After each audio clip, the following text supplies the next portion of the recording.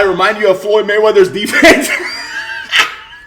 All jokes aside, this is an interview with Tina Galante, and Andrew Tate's international lawyer, and I believe this is the first time we're hearing from her since last time when she came out and she did that interview. So this is a channel called LBC in UK. I'll link it below. Let me know what you think of this in the comments, and it'll mean the world to me if you like and subscribe. There is no reasoning behind encouraging somebody to throttle a woman. There is no reasoning. There is no acceptable reason behind somebody encouraging somebody to coercively control a woman.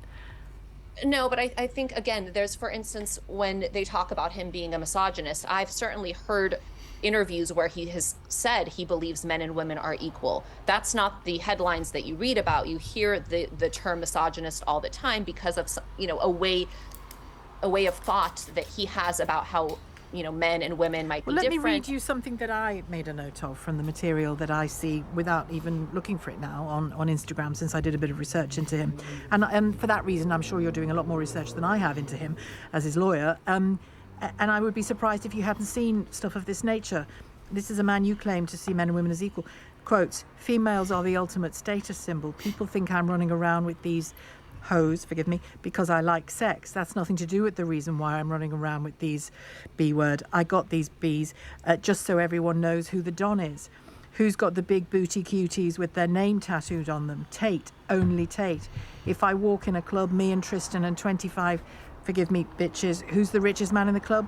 Females are the ultimate status symbol amongst elite players. I go out and F and I come back to her. I don't care about her. I only love my girl. That's not cheating. That's exercise.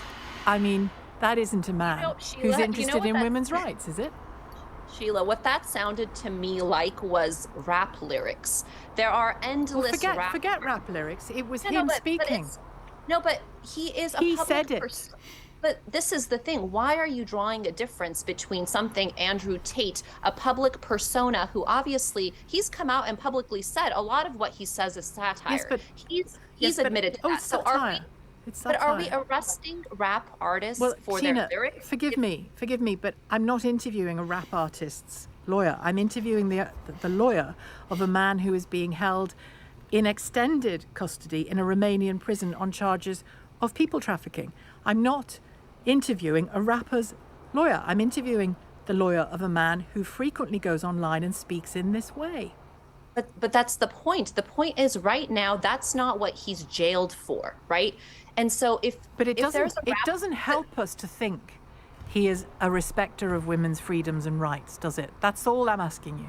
But I think there's a difference between the things he says publicly as part of his public persona and who he is as a private person. So you're not seeing him talking about his children. You're not seeing the family man side of him. There's specific reason he puts out a certain type of content. Very bad men have loved their children, Tina.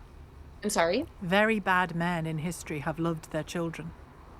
Well, that's not the point I'm making. The point I'm making is the statements that you're reading or the quotes that you're reading, and again, it's a little hard for me. I don't know the context, but whatever those statements are, if those are statements he made, that is part of a public persona, which again is very different than the private individuals.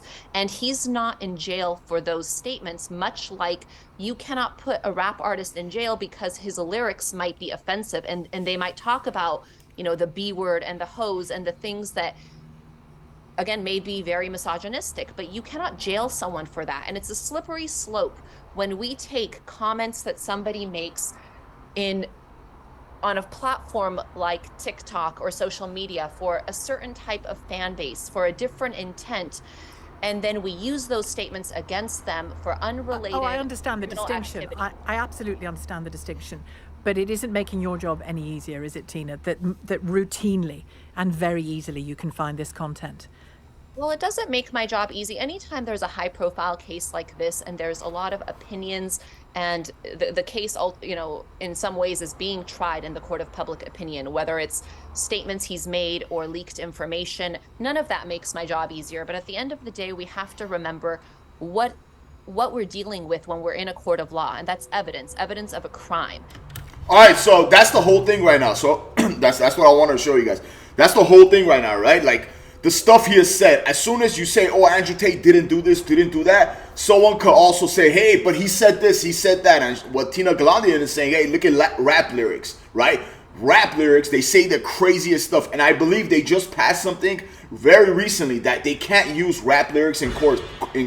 I think in California where I'm at, if I'm wrong, correct me in the comments, but I believe they passed something like that. So let me know what you think of this in the comments. I'll link this below, and thank you so much for watching. I know it means the world to maybe subscribe and like. Thank you.